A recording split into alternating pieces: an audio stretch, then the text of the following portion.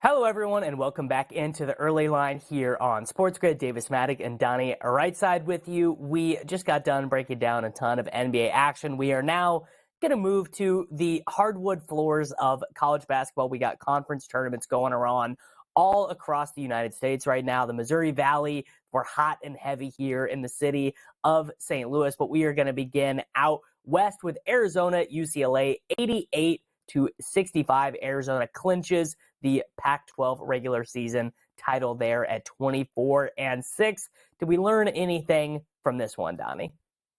We learned that Arizona is very good. And also, I'm trying to learn a little bit more, Davis, about the Arizona Wildcats. One of those teams, again, it's the Pac-12. The Pac-12 is going away with their tears shed in the locker room. One last go around. We won the final Pac-12 championship here. We'll find out as they finish 15-4. But you take a look at this team. It's ultra athletic. The tempo is a lot of fun here. But do we know if they're battle tested? Because typically, the Pac-12 is a very good basketball conference. Not as good as what it's been, Davis, in recent years. But nonetheless, the Wildcats are 24-6 overall, top 5 team in the country, wrapping up the Pac-12 as they head into conference play. But we talked about this yesterday. It's one of those games where how focused is Arizona going to be? Well, it certainly should be focused here. Get a win and clinch the regular season championship. They came out in the first half, Davis, 44-27. It was a wrap right away, and then held on in the second half, scoring another 44 points to get that 88 points total, easily covering the spread, which I believe was closing around that 8.5 to 9.5 range. So they hit that on double digits as we welcome in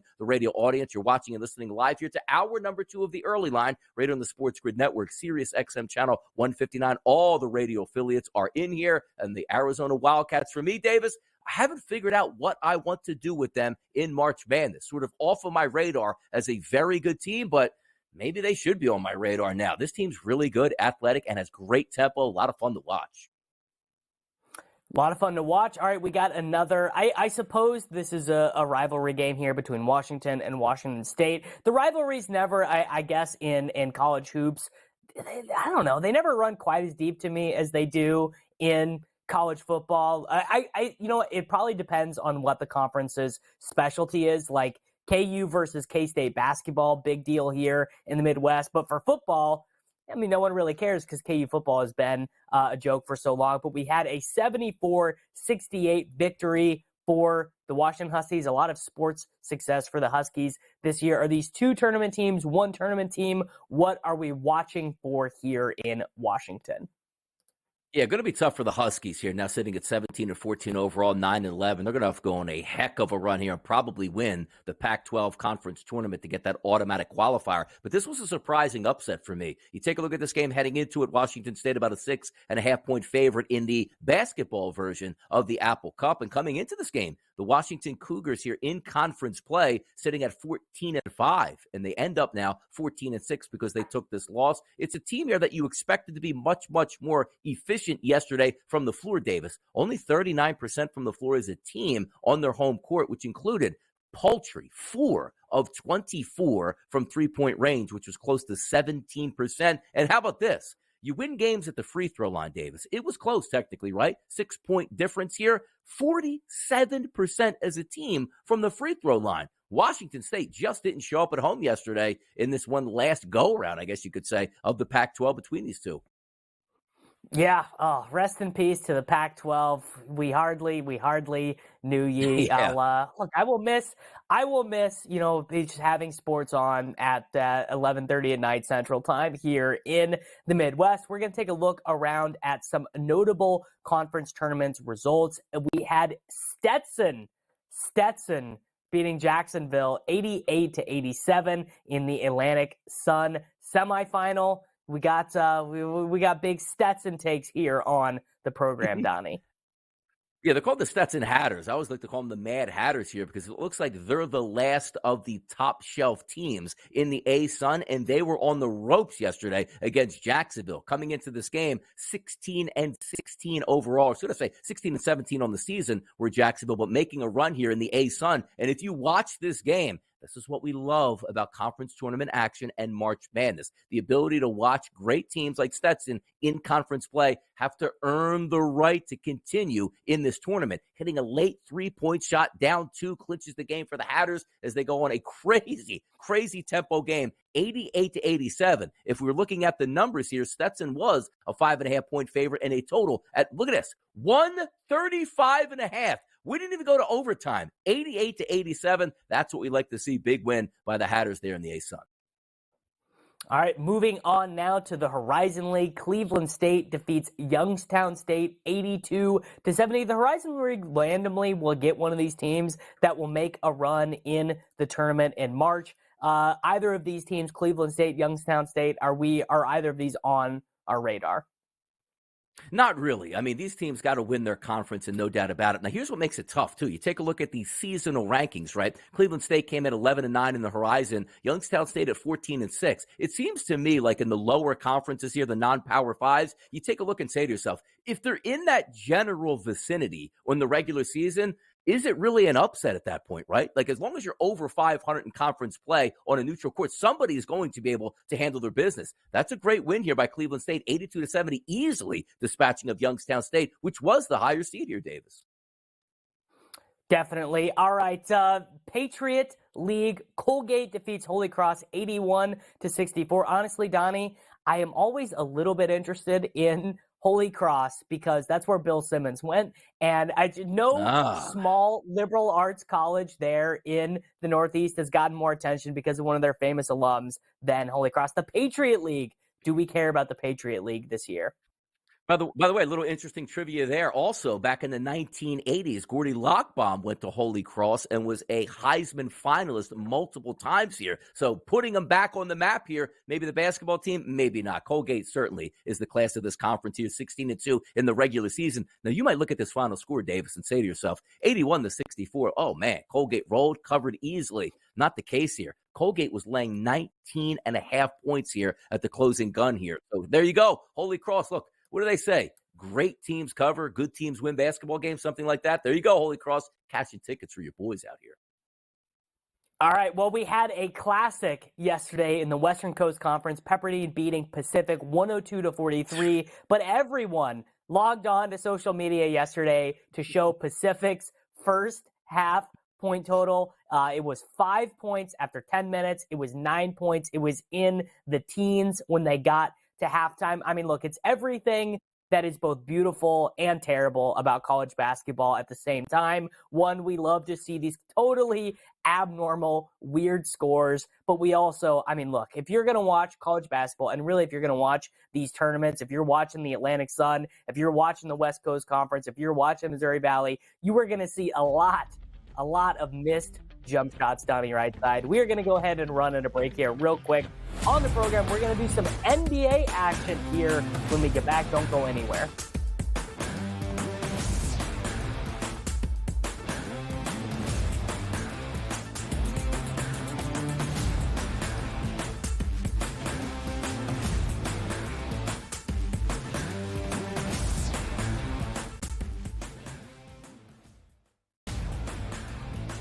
The Lakers lose by double digits last night on the road in Phoenix against the Suns. The Suns get their first victory following the All-Star break, winning by 10 in covering. Anthony Davis played 42 minutes in that game. LeBron James played 37 minutes in a loss. This is the same thing. It's like repeating this over and over and over. Sure, do you want to win these basketball games? Yes, but you sort of say to yourself, all right, at what cost do we have?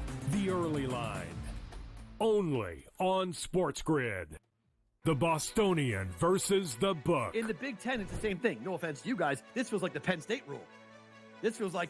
This is the guaranteed Penn State to get in. We need to find a way to let them in because they can't beat Michigan. They can't beat Ohio State.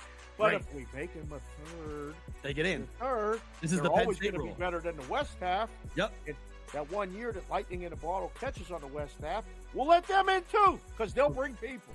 The Bostonian versus the Book. The Books are treating the Celtics 4 points better at minimum than maybe every single team in the NBA. And so far, I believe they've covered every game since the break. The Celtics' strict goal here, anything less than a finals appearance and a finals championship is going to be a failure for the Celtics. They got all the pressure in the world across the board here. Game time decisions only on SportsGrid. Laying points on the road in college basketball is an absolute landmine. I would not do it. I won't do it the rest of the year. I'm done doing that because it just consistently loses. I mean, 3 possessions in a 9-point game in which the opposition now is the clock, not the actual team you're right? Right. And these guys are taking up shots. I mean, it's just like, that's why it's the NBA. In-game live, prime time, only on SportsGrid. It's smarter to be on SportsGrid, your 24/7 sports wagering network. The early line. Magical and historic season in Lincoln, Nebraska continues. He is the best player in the NBA, but also in the biggest moments where the national media is watching. Newswire. Something that we have never seen happen before with one of the iconic coaches in the game. Pharrell, coast to coast. The team covers. It's automatic. It's every time. Not sometimes. It's every time. Game time decisions. Luka is actually far more dangerous from 3 on the road this year than at home. This game here tonight, you may want to consider taking as many points as humanly possible. In-game live, prime time. We got not 1, but 2 coaches fired systems in place. Sports Rage This late sort of night. has letdown written all over it. It's going to be hard to match the emotion that they played with the other night. It's smarter to be on SportsGrid.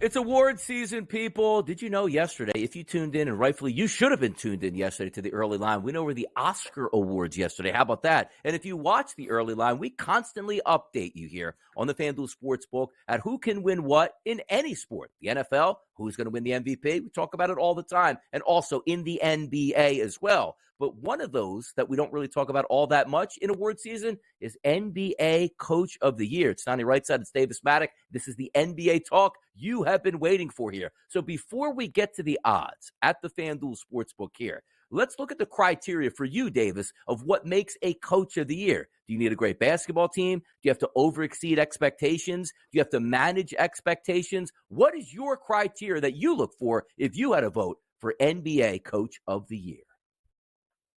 I think it would probably differ on the year. I definitely would give a lot of credit to any team that loses a great player either in the season or in the offseason and then continues to get great results. I think probably the harder thing, and this is why Mark Daigneault is all the way at the top, is having a very young team win a lot of games, because it's just very hard in the NBA to get. It's not about, I don't even think it's about buy-in or effort. It's just young players in the NBA just make a lot of mistakes. And basketball, sort of weird. Basketball is a game that really punishes mistakes because the margins are so thin. You know, turnovers, bad defensive rotations, all of these things they really add up. And the Oklahoma City Thunder are the second youngest team in the NBA. And winning with a young, look at the other youngest rosters in the NBA. They're all combining for about 11 wins. You know, Spurs, Wizards, Pistons, with all their young players, they cannot get a win from anywhere. Although I do think that there is a dynamic in the NBA that is very similar to that dynamic in the NFL, where Bill Belichick would always get some votes for Coach of the Year, even in years where the Patriots were not odds-on favorite for the Super Bowl or anything. And that is, to me, that Eric Spoelstra, head coach of the Miami Heat, that's the best coach in the NBA. He is, I think, combo offensive coach, defensive coach, motivator. You can give that guy anybody. Gabe Vincent and Max Strus, remember when those guys were the 2 best players in the NBA? You've got Gabe Vincent not even playing for the Los Angeles Lakers, and they don't seem that fussed about it. Strus has given the Cavs good minutes, sure, whatever, but not an all-star player. Spoelstra is the best, man. Spoelstra is the best. And a lot of years I would have to be convinced to not vote for him or Popovich, I think.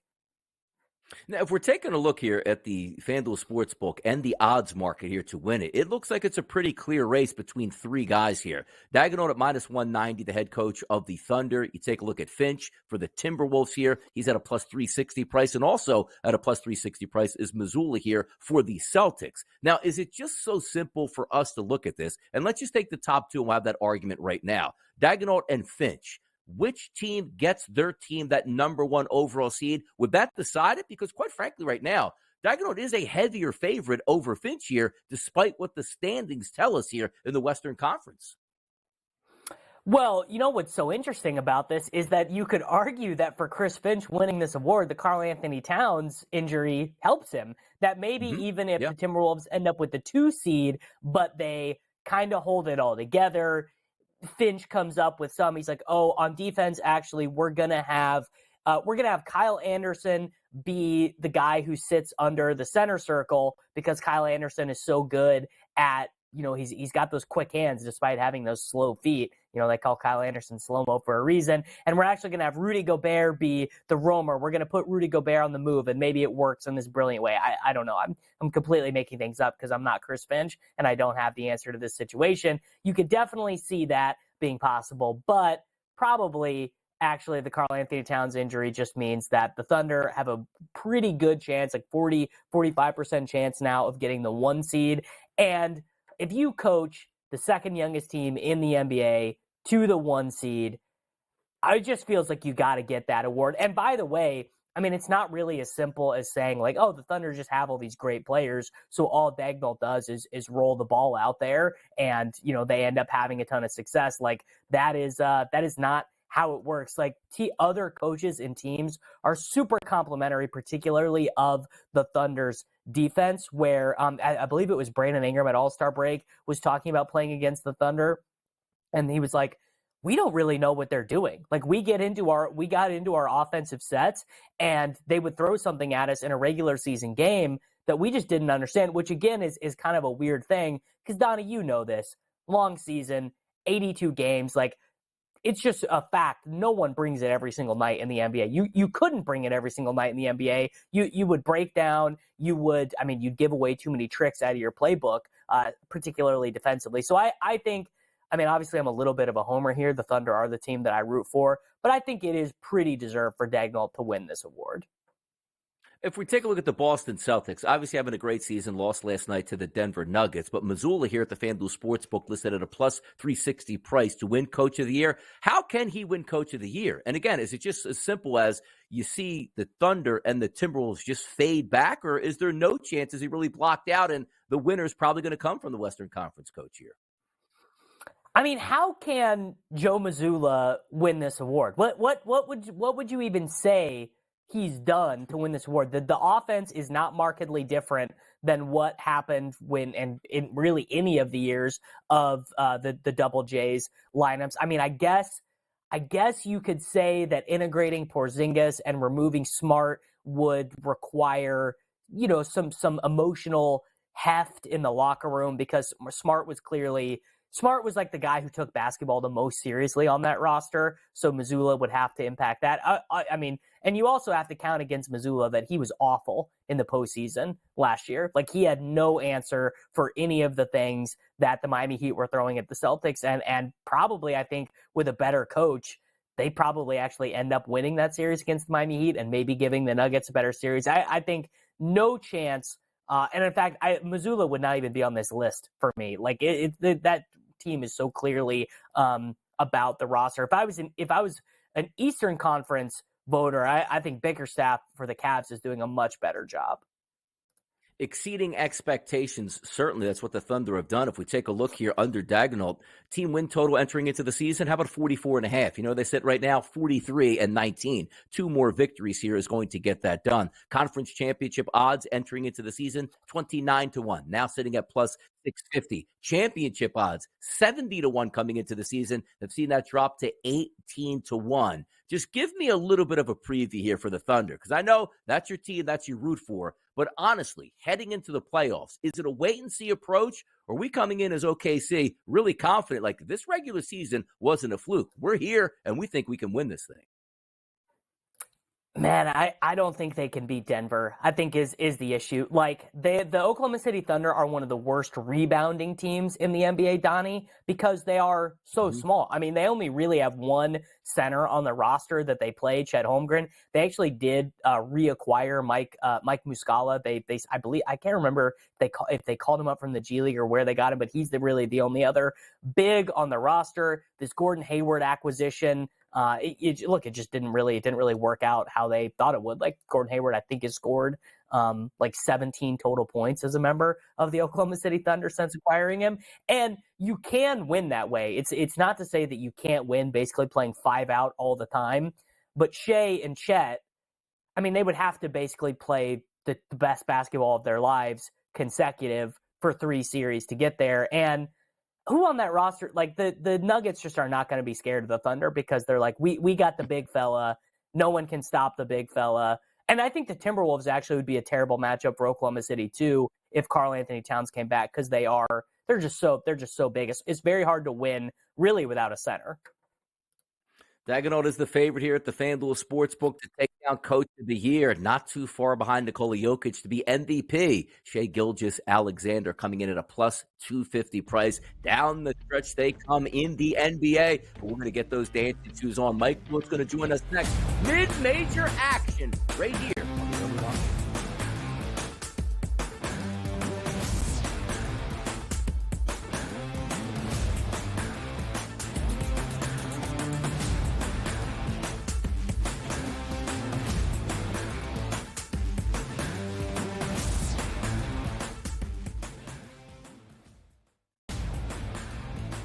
The Lakers lose by double digits last night on the road in Phoenix against the Suns. The Suns get their first victory following the All-Star break, winning by 10 in covering. Anthony Davis played 42 minutes in that game. LeBron James played 37 minutes in a loss. This is the same thing. It's like repeating this over and over and over. Sure, do you want to win these basketball games? Yes, but you sort of say to yourself, all right, at what cost do we have? The Early Line, only on SportsGrid.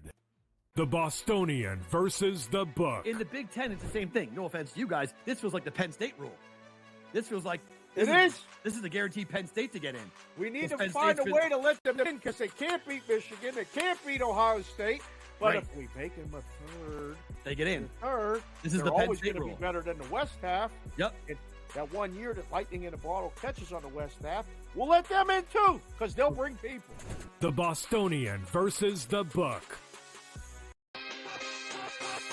The Books are treating the Celtics 4 points better at minimum than maybe every single team in the NBA. And so far, I believe they've covered every game since the break. The Celtics' strict goal here, anything less than a finals appearance and a finals championship is going to be a failure for the Celtics. They got all the pressure in the world across the board here. Game time decisions, only on SportsGrid.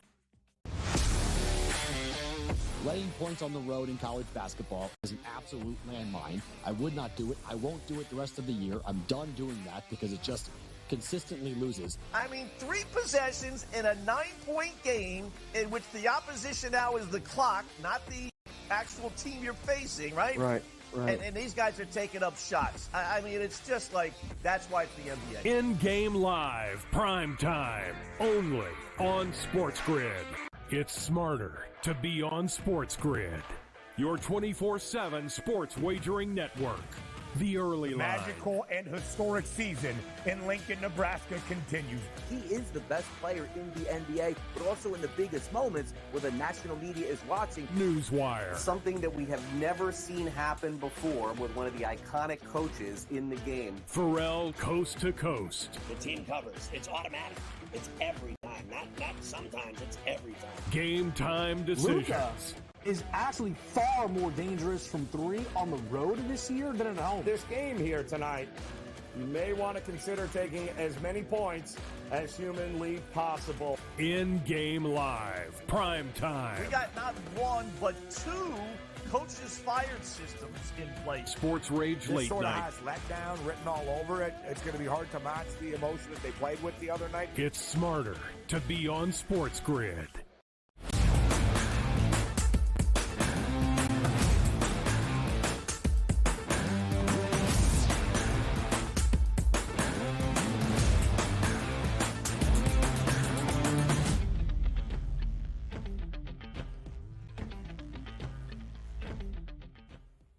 Time to get your dancing shoes on. Why? Each and every day, it seems like more and more conferences are entering into the equation, trying to punch their tickets to March Madness. Can't wait to see it play out. So much fun. And day basketball is now back in our lives. I'm Donnie Rightside. He's Davis Maddock. And we're going to welcome in Mike Blewitt on location for us today. This is fantastic, Mike. Welcome into the show.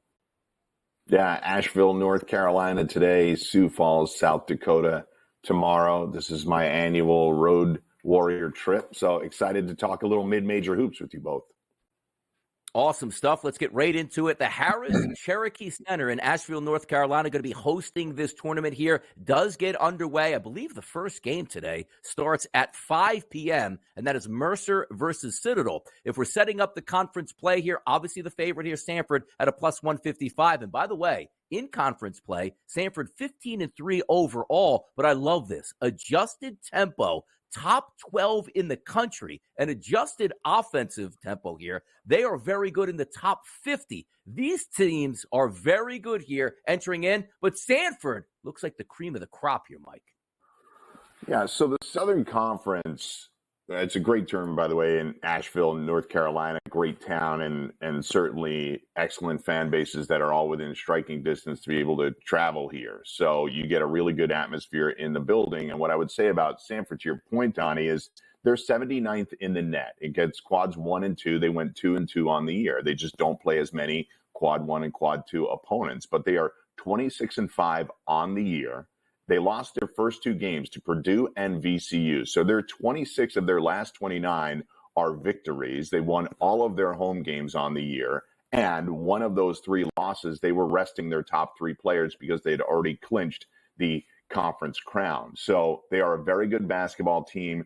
What they lack in size, they make up for in tempo, to your point. They like to get up and down the floor. They can score obviously better than any team in this conference and better than most of the teams in the country. What I would say is that I think you're looking at chalk here. I think they're the best team. However, they could have some challenges, particularly with Western Carolina, who played them close one of the 2 times that they played them this year, because they have the player of the year. Vontarius Woolbright is Western Carolina's first conference player of the year. They hadn't had one in over 25 years. So his ability, he's actually led the NCAA in triple doubles this year with 5 and with double doubles with 26. So you know how it is this time of year, guys, when it comes to conference tournaments and the NCAA tournament, that cream of the crop player can take over games. And in a one and done situation, Western Carolina is probably one of the teams that can challenge, although UNC Greensboro, a very good team as well. All right, so out of these top 5 teams, Sanford, Greensboro, Furman, Western Carolina, Chattanooga, I got a fever, man. I got a fever. I can't help it. I got to bet on these tournaments. Blewitt, I will go to the window right now and bet whoever you tell me to bet at these odds amongst the top 5. Who am I taking here in the SoCon? Well, I'd say if you're not going to go chalk, I really would look at WCU or Greensboro. So you're looking at plus 450 for Greensboro, plus 500 for Western Carolina. Furman is up there as well on the board. I just don't really see them ripping off the games in order to win this. So the games, as Donnie said, start tonight. You've got Citadel against Mercer. I like Mercer laying the 3.5 there. And you've got VMI, who was last in going up against ETSU today. ETSU laying a big number at 16.5. I would probably try to bet that live. By the way, North Carolina live sports betting starts on Monday. So you'll miss the first couple of rounds of this tournament, but you'll be able to get in for the SoCon final. So shout out to North Carolina for getting it done. So, Dave, if you want to pick a little bit longer odds, I'd look at Greensboro and Western Carolina. There you go. Setting things up here for us. Let's take a look at moving from conferences to conferences, which also includes Mike Blewitt flying out to another conference tournament, and that's going to be the Summit League here, kicking off South Dakota State, listed at a plus 155 price. St. Thomas at a plus 290 price. You're getting the mileage in here because we take a look at the Summit. That's going to be at the Danny Sanford Premier Center in Sioux Falls, South Dakota. They get underway today with Oral Roberts in South Dakota. Give us a little preview here for us, Mike, on that tournament. So for anybody that has not watched the Summit League tournament, I highly recommend tuning in. They are in the southeast corner of South Dakota, many fans from around South Dakota and the other schools travel to this tournament. The reason I say you should tune in is because even some of the major tournaments, you don't necessarily get a full house. You have a full house at this tournament all throughout the weekend, 11, 12,000 people going nuts for men's and women's college hoops. So it's an excellent atmosphere. Now, this is the first time in 3 years that we don't have an undefeated champ. Last year, Oral Roberts, led by Max Asmus, who's now on Texas, was an undefeated conference champ. 2 years ago, it was South Dakota State, who is an undefeated conference champ, led by Baylor Shireman, who's now on Creighton. They have a lot of really good players in this league. In fact, Grant Nelson from Alabama was at North Dakota State last year. So they've lost a little bit of the top-end talent due to transfers, but they still have highly competitive teams. South Dakota State winning the conference crown for the fifth time, at least a share of it for the fifth time in the last 6 years. They're led by Zeke Mayo, a Lawrence, Kansas native. What's up, Jayhawks? You let him get out of your backyard. He was the player of the year in the Summit League, 21 points a game, 42 three-pointers in conference play. So he really led the league in scoring, and his counterpart on the Jackrabbits, William Kyle III, was named Defensive Player of the Year. So I think this one's a little bit more wide open than the last 2 years. I was at the Summit League tournament those previous 2 years, and Oral Roberts and SDSU, respectively, really ran through these tournaments. It was a little tighter this year. KC and St. Thomas had good seasons, North Dakota as well. I think you have an opportunity for upset here. South Dakota State likes to run up and down the court, another team that likes to play with pace, 12-4 in the conference, 19-12 overall, 153 in the net, so not quite as dominant as the South Dakota State teams in the past. So I do like the potential for an upset here in this tournament. While SDSU is the best team, I think you're looking at a team like UND or St. Thomas that can get in the mix. KC, I'd struggle to see them winning all of the games requisite to win the title. But I think if you want to go down the board a little bit, you're looking at North Dakota or St. Thomas. But again, SDSU with another great season. All right, well, you can't stop me. I used to live in the shadow of the University of Missouri, Kansas City. So anytime that they have a halfway decent team, I'm always going to be putting a couple shekels on them, available at plus 650 over at the FanDuel Sportsbook. We are going to move on now to the CAA tournament odds. We are getting out of the Midwest here. We've got Charleston, Hofstra, another directional UNC school. How many directional UNC schools are there out here, Blewitt? Break down the CAA tournament for me, please. Well, I'm in the shadow of UNC Asheville, yet another directional school. They're not in the SoCon. So moving on to the CAA, I think this has the opportunity, honestly, to be amongst the tournaments that we got today, but amongst all the mid-major tournaments. Shout out to the A-Sun, by the way, for being as exciting as it's been so far. But I think the CAA tournament has an opportunity of all of the mid-major tournaments to be the most exciting. You have really good teams in this league, not just Charleston at the top once again, but Hofstra. A couple of our producers are Hofstra guys, so Hofstra with an absolute shot here. Speedy Claxton leading the way, coaching and doing a great job getting them back into position to potentially win this conference. But you also have tremendous rivalries, like Charleston and UNC Wilmington are huge rivals in this conference, and they could be on a collision course to meet in this bracket. So I think those teams at the top, Charleston, Hofstra, Wilmington, Drexel having a surprisingly good season, I think those teams at the top are the most likely to win it. But what we have seen from the CAA in the past is the top seed has not survived historically each year. Charleston did last year, but they had an unbelievable season. They were basically an at-large team that happened to take down the conference title. I think Hofstra's playing really well right now. I would look for Hofstra or Wilmington to take down this title if it's not Charleston. Charleston, a really good team for the second year in a row. They almost beat, folks, and I was there in Orlando. They nearly beat South Dakota State in the first round.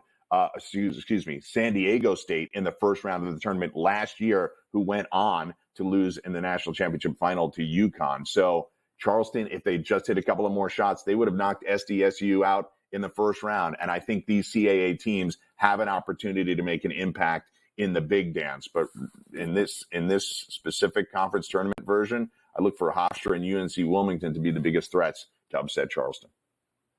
Yeah, the CAA is certainly awesome. And you take a look at a 14-team league. All 14 teams do get to play in this conference tournament that will be taking place in Washington, D.C. The thing I love about the CAA, there are 8 teams in conference play at 10-8 or better, which includes Monmouth leveling up from the Metro Atlantic, heading over to the CAA at this point. Let me ask you this question. Outside of Charleston, which does have a decent tempo, top 50 in the country, the next 4 teams here, 326, 305, 281, and 357 here in tempo. So we have the top team, Charleston, with tempo. The next couple contenders here, slow down pace here. Totals, do you bet them here in the conference tournaments, Mike?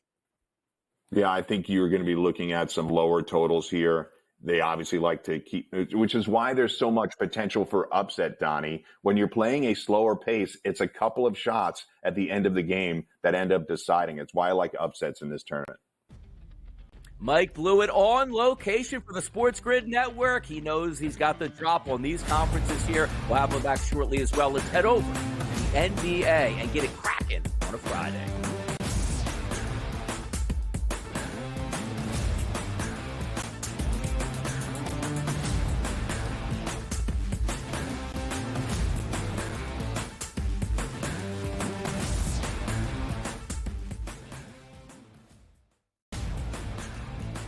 The Lakers lose by double digits last night on the road in Phoenix against the Suns. The Suns get their first victory following the All-Star break, winning by 10 in covering. Anthony Davis played 42 minutes in that game. LeBron James played 37 minutes in a loss. This is the same thing. It's like repeating this over and over and over. Sure, you want to win these basketball games, yes, but you sort of say to yourself, all right, at what cost do we have? The early line, only on SportsGrid. The Bostonian versus the Book. In the Big Ten, it's the same thing. No offense to you guys. This feels like the Penn State rule. This feels like This is the guaranteed Penn State to get in. We need to find a way to let them in because they can't beat Michigan. They can't beat Ohio State. But if we make them a third, they get in. Third, this is the Penn State rule. Be better than the West half. Yep. That 1 year that Lightning in a Bottle catches on the West half, we'll let them in too because they'll bring people. The Bostonian versus the Book. The Books are treating the Celtics 4 points better at minimum than maybe every single team in the NBA. And so far, I believe they've covered every game since the break. The Celtics' strict goal here, anything less than a finals appearance and a finals championship is going to be a failure for the Celtics. They got all the pressure in the world across the board here. Game time decisions, only on SportsGrid. Laying points on the road in college basketball is an absolute landmine. I would not do it. I won't do it the rest of the year. I'm done doing that because it just consistently loses. I mean, 3 possessions in a 9-point game in which the opposition now is the clock, not the actual team you're facing, right? Right. And these guys are taking up shots. I mean, it's just like, that's why it's the NBA. In-game live, prime time, only on SportsGrid. It's smarter to be on SportsGrid, your 24/7 sports wagering network. The early line. Magical and historic season in Lincoln, Nebraska continues. He is the best player in the NBA, but also in the biggest moments where the national media is watching. Newswire. Something that we have never seen happen before with one of the iconic coaches in the game. Pharrell, coast to coast. The team covers. It's automatic. It's every time. Not sometimes. It's every time. Game time decisions. Luka is actually far more dangerous from 3 on the road this year than at home. This game here tonight, you may want to consider taking as many points as humanly possible. In-game live, prime time. We got not 1, but 2 coaches fired systems in place. Sports Rage Late sort Night. of has letdown written all over it. It's going to be hard to match the emotion that they played with the other night. It's smarter to be on SportsGrid.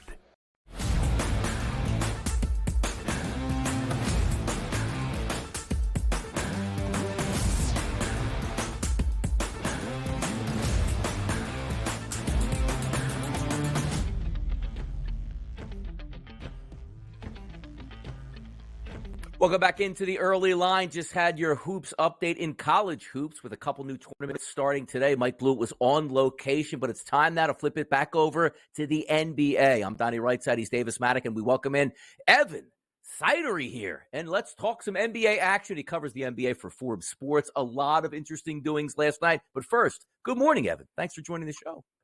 Donnie, Davis, good morning. How you guys doing today? Fantastic, man. Can't wait to talk about it. By the way, a little bit better morning for Davis Maddock than Donnie Rightside here because I had the Boston Celtics yesterday. He had the Denver Nuggets. 115-109, a battle all the way to the end. If I can only get an open three-point shot to fall down for Jason Tatum yesterday, maybe my morning would have been a little bit better. But talk to us here. Was that a preview of what we might be able to expect here in the NBA Finals between the Celtics and the Nuggets last night, Evan? It sure felt like it, and I know it's been a tough go of it for Boston against the elite teams in the Western Conference. I believe they're 2-4 against the West, in at least the top four seeds in the West so far this year. So it's not a good sign for Boston as far as who they're going to face in the West, potentially in the finals. But I still love Boston coming out of the East here. But the more I watch Denver, I know I discussed last week the Clippers and how they could potentially be the team to go out and win the Western Conference. But the more I watch Denver, the more I see how good they truly are, like they were last year. It's hard to bet against them. I mean, Nikola Jokic was incredible again last night with a triple-double. Aaron Gordon had a solid outing. Jamal Murray as well. So many great contributors on that team to go with Nikola Jokic, who's an all-time great player. I think right now I might lean more towards Denver than ever at this point to make it out of the West. And I think we truly might have saw a finals preview last night.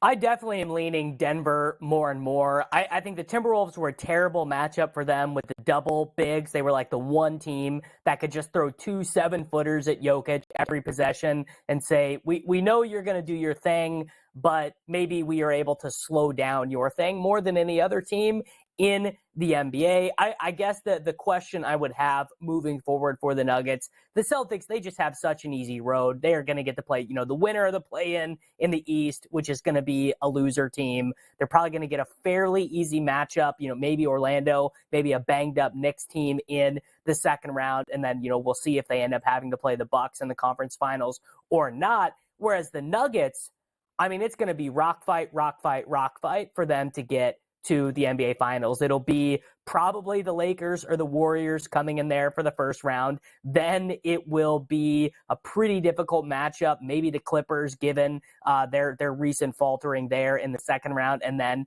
Thunder or Wolves there in the conference final. I mean, that's 3 really hard series for them to win just to get to the finals. How much does that go into your thinking in terms of betting for the NBA Finals or for conference championships? I think, honestly, the more, like you were talking about those matchups there, I think really the one that scares me the most if I'm Denver is a team like the Clippers or a team like the Suns where they have this star power. If those stars get hot for a 5, 6, 7-game period, then Denver might be in trouble. But honestly, when you go and look at how it slows down the playoffs, how it kind of just goes to half-court basketball in these rock fight type scenarios, Nikola Jokic is one of the best at that. And I think at this point, Jokic, in those slow down types of matchups, he can dictate the pace. He can play well as the pseudo point guard like he has for Denver all these years and make things happen, make easy shots for his teammates. I know it's a tough gauntlet in the West. There's a legitimate 6, 7 teams you could say that might have a chance to make the NBA title, make the NBA Finals this year, compared to the Eastern Conference with maybe only 1 or 2 teams. But with Denver, I just think the well-oiled machine that they are, the historically efficient offense they have in Nikola Jokic, and really under the radar, by the way, their defense is a lot better than it was last year. And I think that's one key to watch out for with Denver, is that defense can maintain it like they were in the postseason last year. I think they're a team that could really make some big noise here. I love the odds on FanDuel right now, at the championship odds at plus 420 compared to making it and winning the West. Because if you think like you saw last night, let's say it's Celtics versus Nuggets in the finals, I think Denver wins that series in maybe 5 or 6 games, what we saw last night. And you get the odds right now at plus 420 for Denver to win it all. Might be the way to go on that.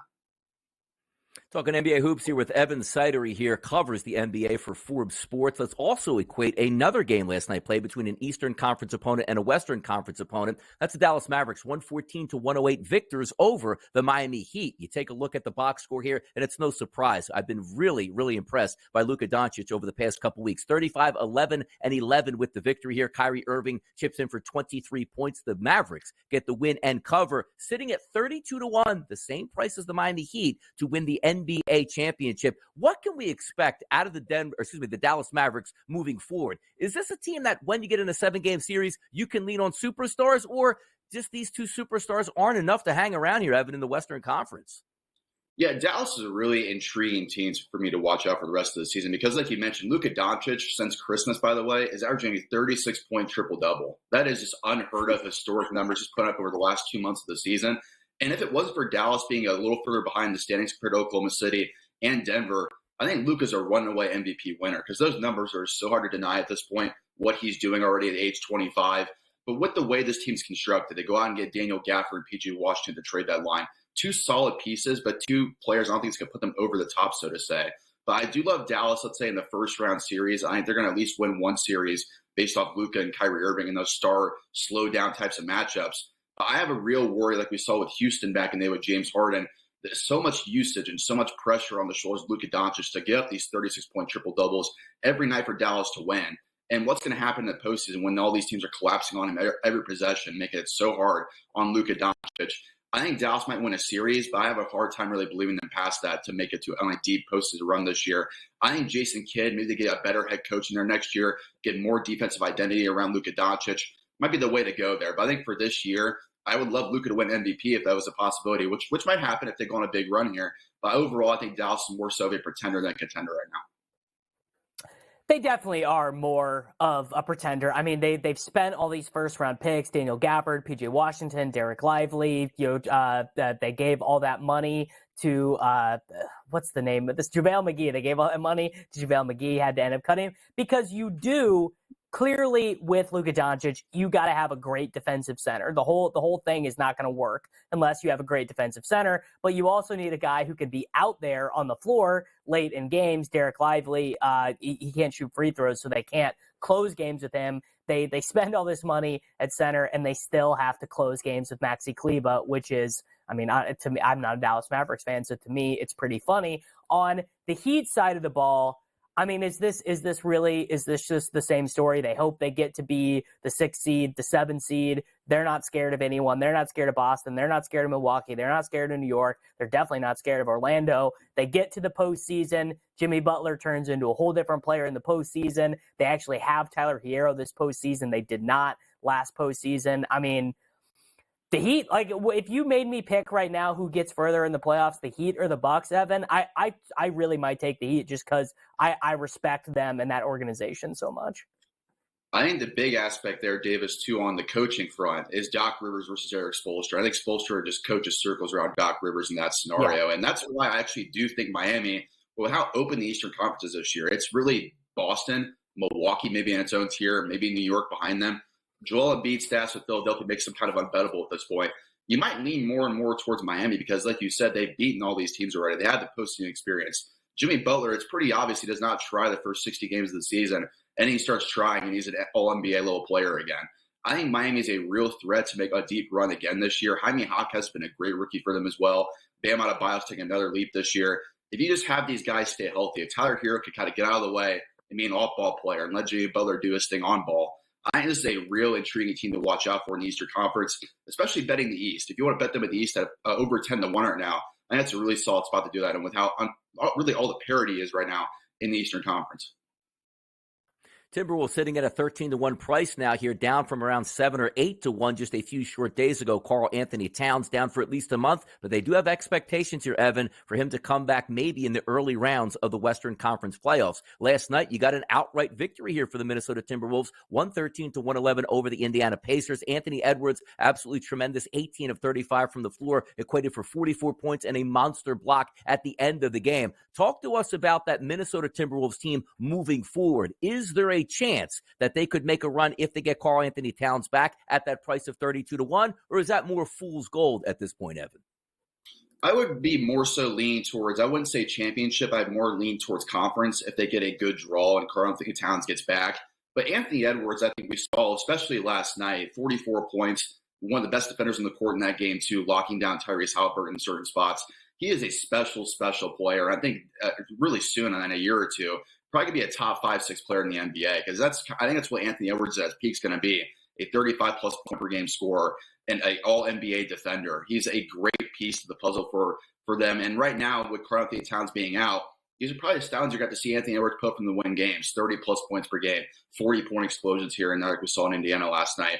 Anthony Edwards is built for the postseason with the way he plays basketball. He's an elite offensive engine for Minnesota. If you slide Karl-Anthony Towns back into that secondary role next to Anthony Edwards, they could make some noise in the Western Conference. But I'm just so questionable still about Karl-Anthony Towns and Rudy Gobert holding up over an entire postseason where you're going to see Gobert and or Towns, potentially both players, get played off the court in a series with how offense they're going to attack those two players. So I'm really curious to see how Minnesota is going to react to that. But in the meantime, I would not be surprised at all if they maintain or play even better without Karl-Anthony Towns, because with him now out there, it's Rudy Gobert as the anchor of that defense. And they have a better defender in there in Kyle Anderson in his spot. Obviously, the offense goes way down, but it's more pressure on Anthony Edwards. And I think he's going to do really good in that role too. So I would lean Minnesota, maybe making a run in the playoffs, but I would not say they're probably a real contender to me to win the title.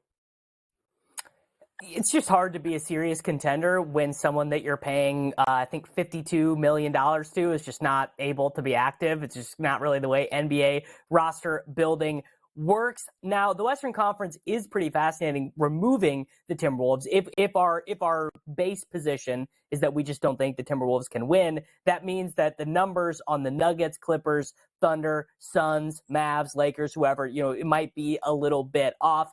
I'm starting to be out on the Clippers a little bit. I don't love the number there. Suns, you could probably talk me into. What are you making of the Western Conference odds right now? Are any of these a bet for you? Yeah, I'm actually really intrigued about LA at plus 260 still, but the inconsistencies that we've seen, especially for Paul George and James Harden lately, have me a little bit concerned. I love Denver, even though it's still at that number. I think it's still a positive bet for bettors to make out there. The one team I'd watch out for that's really good efficiency-wise, I think it's really falling under the radar a little bit, is Oklahoma City at plus 650. Chet Holmgren, Jalen Williams, Shai Gilgeous-Alexander had the best three-man net rating in the NBA for star players this year. They're a top 5 defense, a top 5 offense in net rating. I think they're a really under-the-radar championship contender already. They're a super young team, one of the youngest teams in the NBA. But if you see Shai Gilgeous-Alexander get hot, if Chet Holmgren plays well in the postseason, if Jalen Williams continues to play the way he's playing, averaging 20-plus points per game, being a great defender on top of that, Luguentz Dort, the best defenders in the NBA as well, I think they're a real team that makes some serious noise. So at plus 650, I might sprinkle a little bit there on Oklahoma City. Only a couple moments left here in the show. Evan, I want to get your take on this. Milwaukee Bucks, Los Angeles Lakers, Crypto.com Arena tonight. A 1.5-point slight favorite for Milwaukee. What gives tonight? Did the Bucks go into LA and get a victory, or do the Lakers win on their home court?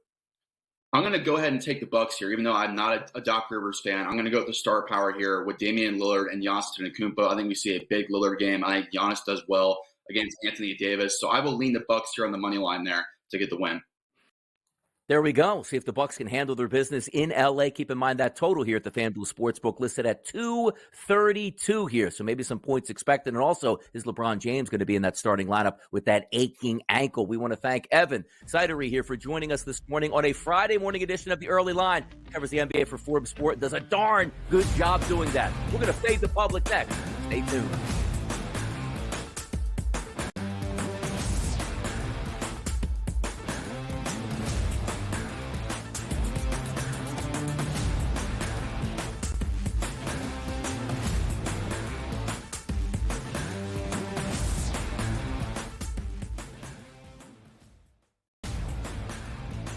The Lakers lose by double digits last night on the road in Phoenix against the Suns. The Suns get their first victory following the All-Star break, winning by 10 in covering. Anthony Davis played 42 minutes in that game. LeBron James played 37 minutes in a loss. This is the same thing. It's like repeating this over and over and over. Sure, do you want to win these basketball games? Yes, but you sort of say to yourself, all right, at what cost do we have?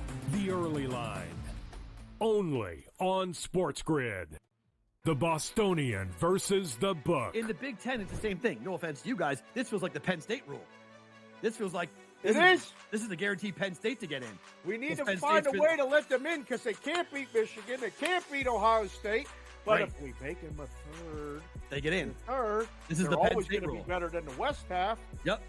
That 1 year that Lightning in a Bottle catches on the West half, we'll let them in too because they'll bring people. The Bostonian versus the Book. The books are treating the Celtics 4 points better at minimum than maybe every single team in the NBA. And so far, I believe they've covered every game since the break. The Celtics' strict goal here, anything less than a finals appearance and a finals championship is going to be a failure for the Celtics. They got all the pressure in the world across the board here. Game time decisions only on SportsGrid.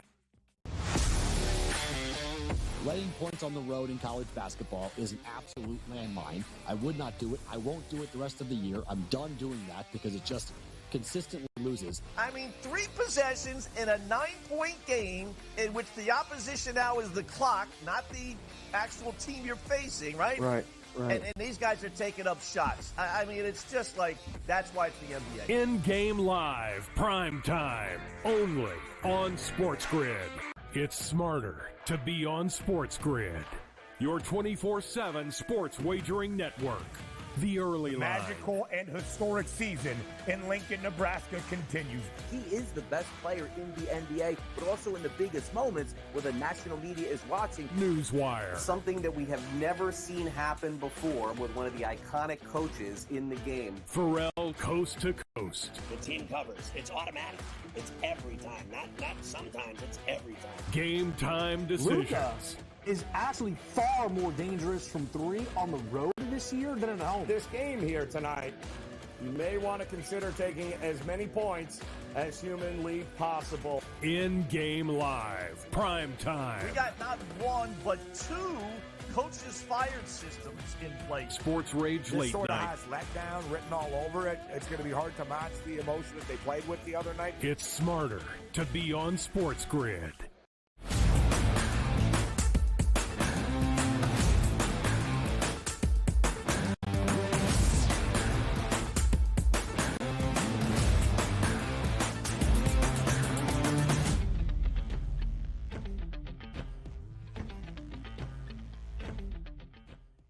Quick little segment here before we hit hour number 3. But we got a very important segment here to bring up because we're talking NFL in the Fade the Public poll. It's Donnie right side, it's Davis Maddock, and away we go here. Because why? The running back position, Davis, has been devalued in the NFL, particularly from a monetary standpoint. We saw last year multiple running backs getting the franchise tag. NFL teams this year, even with $30 million going higher in the salary cap, are saying, hey, test the free agent market. So at SportsGrid TV right here on X, we asked the question, Davis, which team will Saquon Barkley play for next season? We gave you 4 options, 3 teams and an other reply. Those 3 teams, the Philadelphia Eagles, the New York Giants, the Houston Texans, and other. Leading the way right now, which is the team I voted for, the Houston Texans at 45% here in the poll. Davis, who did you vote for in this poll? I voted for the Texans because it seems like the most likely thing. They got pretty mediocre production from Dameon Pierce and Devin Singletary last year. I mean, Singletary definitely was not bad, but if I am thinking, I'm the Houston Texans, I'm like, well, it's a pretty bad free agent wide receiver market. We don't have a first-round pick this year because we traded that first-round pick in order to acquire the services of Will Anderson. The best way to add just some firepower is going to be our guy, Saquon Barkley. That was the way that I voted. They got money to spend for sure, and it would be an intriguing option. And also, if you're going to add a running back, he's got to be able to take you the next step here. They won the division last year. They went to the playoffs, picked up a playoff win. Can he help you get to maybe an AFC championship game or beyond? The reason why the Giants are coming in at 14.4% here and in the back of the wagon is if he goes back to the Giants, Davis, they win 7 games, 6 games. If he leaves, they win 6 or 7 games. He's not going to affect them there, but it's an intriguing option also for my Philadelphia Eagles that we're going to also talk about next in hour number 3 coming up next. It's a Friday morning, and yeah, why don't you call it a football Friday, because that's where the poll is right now, talking about Saquon Barkley. Hour number 3 coming up right here on the early line. Make sure you keep the dial right here on Sirius XM Channel 1.